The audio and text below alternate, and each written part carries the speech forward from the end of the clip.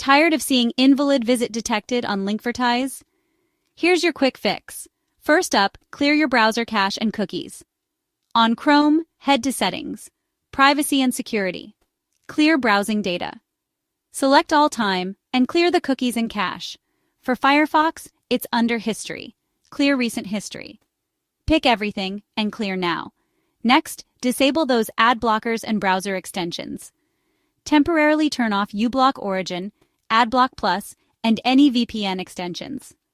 Test the link again. Check your internet connection. Restart your router or switch to an Ethernet cable for a stable connection. Ensure your browser is updated to the latest version. If nothing works, try a different browser like Firefox or Edge, using a VPN or proxy. Disable it or switch to a different server. Still stuck? Explore advanced methods like using bypass.vip or installing GreaseMonkey TamperMonkey with trusted user scripts. Remember, always be cautious with third-party sites and scripts.